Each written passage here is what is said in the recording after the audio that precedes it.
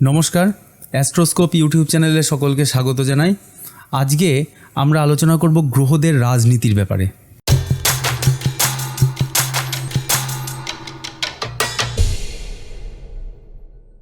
আমরা আমাদের দৈনন্দিন জীবনে অনেকের সাথেই বন্ধুত্ব করি, সেটাকে আমরা মিত্র সম্পর্ক বলি, বা অনেকেই আমাদের শত্রু হয়ে যায়, তাদেরকে আমরা শত্রু সম্পর্কও বলি। আবার অনেকের সাথে সম্পর্কটা বন্ধুও হয় না, আবার শত্রুও হয় না, অর্থাৎ তাদের সাথে সম্পর্কটা একটা ব্যালেন্সড হয়, আর এই সম্পর্কটাকে আমরা বলি সমসম্পর্ক। আবার দৈনন্দিন জীবনে অনেকেই কোনো ব্যাপারে বন্ধুর সাথে শত্রুতার সম্পর্ক তৈরি করে ফেলে। আবার অনেকেই শত্রুর সাথে রাজনৈতিকভাবে বন্ধুর মতো সম্পর্ক করে। গ্রহদের মধ্যেও এই রকমই একটা ব্যাপার হয়। গ্রহদের মধ্যে যে সম্পর্কগুলো হয়, অর্থাৎ একটি গ্রহ অন্য গ্রহের সাথে স্বভাবগত কারণে শত্রু বা বন্ধু হয়। আবার বিভিন্নভাবে অবস্থানের জন্য, মানে বার্থ চার্টে বিভিন্নভাবে অবস্থানের জন্য শত্রু গ্রহের সাথেও রাজনৈতিকভাবে বন্ধুর মতো আচরণ করে অন্য কোনো একটি গ্রহ, বা বন্ধুর সাথেও, মানে বন্ধু গ্রহের সাথেও বিভিন্ন অবস্থানগত কারণের জন্য শত্রুতা করে ফেলে। যেহেতু এই গ্রহগুলি সর্বদা গতিশীল, তাই অবস্থানজনিত সম্বন্ধের কারণে আমাদের ভেতর টেম্পোরারি রাগ, ভালোবাসা, প্রিয়জনের সাথে ক্ষণিকের শত্রুতা বা শত্রুর সাথে ক্ষণিকের মিত্রতা সৃষ্টি করে। এই গ্রহগুলিকে দুটি ভাগে ভাগ করা যায়, তাহলে এই শত্রু মিত্র ব্যাপারটা বোঝা সহজ হবে। আজকে যে পার্টটা নিয়ে আমরা আলোচনা করছি, এটা প্রথম পার্ট। এই পার্ট থেকে আমরা আলোচনা করব যে স্বভাবগত কারণে কোনো গ্রহ কোনো গ্রহের বন্ধু হবে কি হবে না, এবং পরের ভিডিওতে আমরা আলোচনা করব যে পরস্পরের বন্ধু হলেও সে শত্রুতে ট্রান্সফার হবে, এবং শত্রু হলেও বন্ধুর মতো আচরণ হবে। এই জিনিসটা আমরা পরের দিনে আলোচনা করব। আজকে আমরা দেখছি যে আমাদের গ্রহগুলোকে দুটো ভাগে ভাগ করা হয়েছে, একটা অবৈষয়িক আর একটা হচ্ছে বৈষয়িক। অবৈষয়িক যে গ্রহগুলো আছে তার মধ্যে রবি, মঙ্গল, বৃহস্পতি এবং শুক্লপক্ষের চন্দ্র, এবং বৈষয়িক প্ল্যানেটের মধ্যে শুক্র, শনি, বুধ এবং কৃষ্ণপক্ষের চন্দ্র। অর্থাৎ এই যে অবৈষয়িকের মধ্যে যে প্ল্যানেটগুলো রয়েছে, এদের প্রত্যেকের সাথে, মানে এদের একজনের সাথে আরেকজনের বন্ধুত্বপূর্ণ সম্পর্ক। আবার বৈষয়িক দিকে যে গ্রহগুলো আছে তাদের সাথে একজনের সাথে আরেকজনের মিত্র সম্পর্ক বা বন্ধু সম্পর্ক। অবৈষয়িকের দিকের প্ল্যানেটের সাথে বৈষয়িক দিকের প্ল্যানেটের টেম্পোরারি বা স্বভাবগত কারণে শত্রুতা থাকে।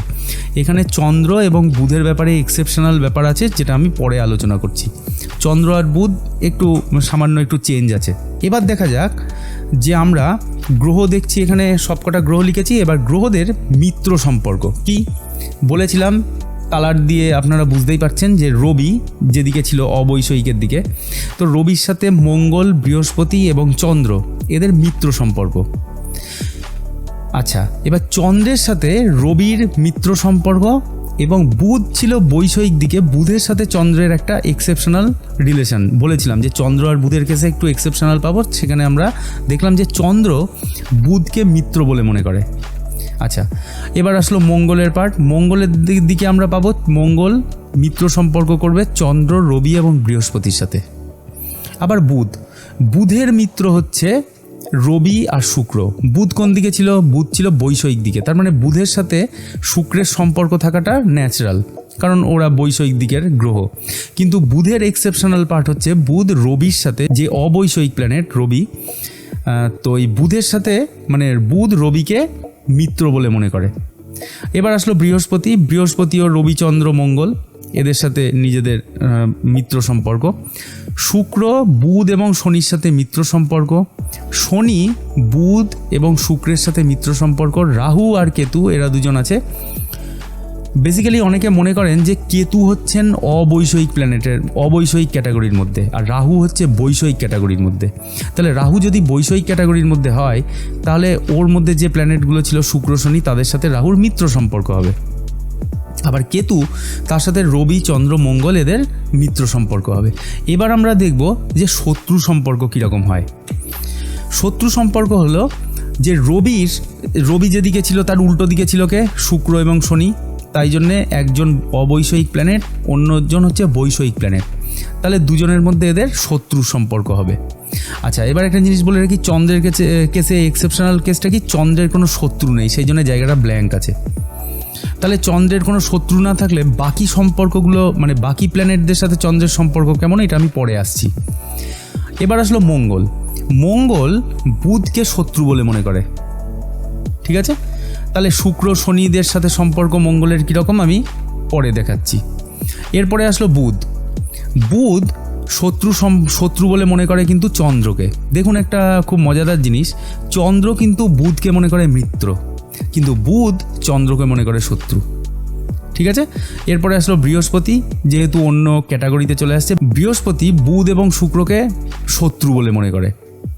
শুক্র রবি এবং চন্দ্রকে শত্রু বলে মনে করে, একদম ন্যাচারাল ব্যাপার, অন্য দিকের প্ল্যানেট হয়ে যাচ্ছে।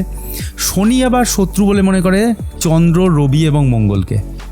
রাহু শত্রু বলে মনে করে চন্দ্র রবি মঙ্গলকে, কিন্তু কেতু শত্রু বলে মনে করে শুক্র এবং শনিকে। যেহেতু আমি একটু আগেই বললাম যে কেতু হচ্ছে অবৈষয়িক প্ল্যানেটের মধ্যে ধরা হয়।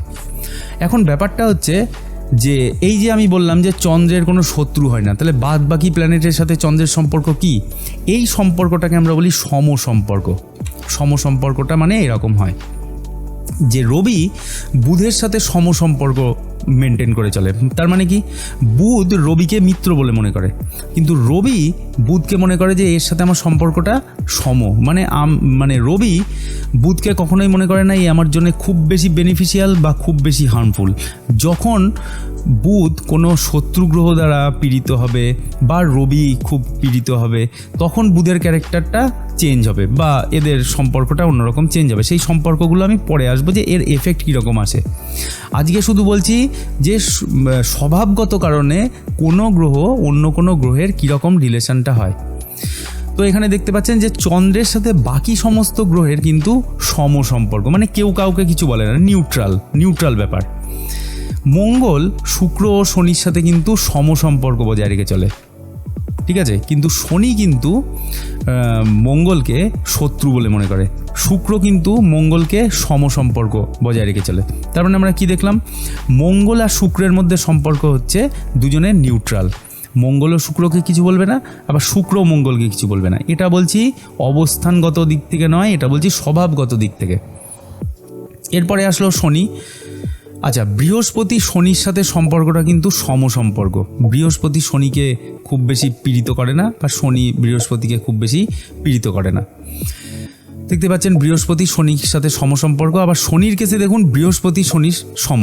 তার মানে এদের দুজনের যখন টাইম চলবে তখন বিশেষ একটা হেল অ্যান্ড হেভেন কোনো ডিফারেন্স হবে না, মানে কোনো এফেক্ট কীরকম মানে খুব একটা বাজে বা খুব ভালো এরকম এফেক্টটা হবে না, নিউট্রাল।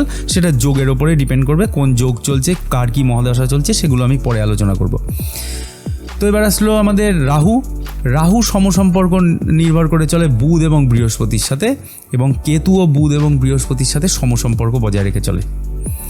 তো এটা আমরা দেখলাম যে গ্রহদের মধ্যে স্বভাবগত কারণে কার সাথে কার শত্রুতা, কার সাথে কার মিত্রতা। এবার আমরা একটা এক্সাম্পল চার্ট দেখব। এটা হলো একটা এক্সাম্পল চার্ট। এই এক্সাম্পল চার্টে আমরা দেখছি যে আমি অ্যাসেন্ডেন্ট মানে লগ্নটা বসাইনি, এখানে আমি সমস্ত রাশির নামগুলোকে লিখে দিয়েছি যে কোনটা কোন রাশি। আমি প্রথমে রবি দিয়ে শুরু করি, বুঝতে সুবিধা হবে। এখানে আমি দেখছি রবি বসে আছে মকর রাশিতে। তাহলে রবি মকর রাশির অধিপতিকে শনি। তার মানে রবি যখন শনির ঘরে বসে আছে, তার মানে আমি কি বলবো যে এইখানে রবি শত্রু ঘরে বসে আছে, কারণ রবির সাথে শনির সম্পর্ক আমি বলেছিলাম শত্রুর সম্পর্ক। তাই এখানে রবি বসে আছে শত্রু ঘরে, ঠিক আছে, ভালো কথা। আচ্ছা, এবার চন্দ্র বসে আছে বৃহস্পতির ঘরে। আমি তাহলে কি বলবো, চন্দ্র এখানে শুভ ঘরে বসে আছে নাকি অশুভ ঘরে বসে আছে? এখানে আমি দেখছি যে চন্দ্রের সাথে বৃহস্পতির সম্পর্ক সম, এবং বৃহস্পতি চন্দ্রকে মনে করে মিত্র। তার মানে ঠিক আছে, চন্দ্র ভালো মিত্র ঘরে বসে আছে, কারণ বৃহস্পতি চন্দ্রকে মনে করছে তার মিত্র। ধনুরাশির অধিপতি বৃহস্পতি। এবার আসলাম মঙ্গলের কেসে। মঙ্গল বসে আছে কোথায়? মঙ্গল বসে আছে কন্যা রাশিতে। কন্যা রাশির অধিপতি হচ্ছে বুধ। এবার বুধ কীরকমভাবে মঙ্গলকে ট্রিট করে? বুধ কিন্তু মনে করে যে মঙ্গল তার সমসম্পর্ক। তার মানে আমরা দেখলাম যে মঙ্গল বসে আছে সমসম্পর্কের ঘরে, কিন্তু মঙ্গল কিন্তু বুধকে মনে করে শত্রু। তার মানে মঙ্গল নিজে শত্রু ঘরে বসে আছে, কারণ মঙ্গল বসে আছে বুধের ঘরে। মঙ্গল নিজে কমফোর্টেবল নয় এখানে। যেহেতু কন্যা রাশির অধিপতি হচ্ছে বুধ। যাই হোক, এরকমভাবে জিনিসগুলোকে বোঝা যায়। এবার আসলো বৃহস্পতি। বৃহস্পতি দেখুন বসে আছে মেষ রাশিতে, মেষ রাশির অধিপতি মঙ্গল। বৃহস্পতির সাথে মঙ্গলের সম্পর্ক মিত্রতার সম্পর্ক, তার মানে বৃহস্পতি এখানে মিত্র ঘরে বসে আছে এক কথায়। আচ্ছা, এবার আসলো শুক্র। শুক্র দেখুন, শুক্র এখানে বসে আছে কুম্ভ রাশিতে। কুম্ভ রাশির অধিপতি হচ্ছে শনি। এবার শুক্র আর শনি একই ক্যাটাগরিতে পড়েছিল, তার মানে শনি হচ্ছে শুক্রের মিত্র, তাই আমি এখানে বলবো যে শুক্র বসে আছে মিত্র ঘরে। এবার আসলো শনি। শনি কোথায় বসে আছে? শনি বসে আছে সিংহ রাশিতে। সিংহ রাশির অধিপতি হচ্ছে রবি, তাই আমি এখানে বলতে পারবো যে শনি বসে আছে শত্রু ঘরে, তার মানে শনি এখানে ভালো রেজাল্ট দেবে না। এবার দেখুন রাহু বসে আছে কোথায়? বৃষ রাশিতে, শুক্রের ঘর।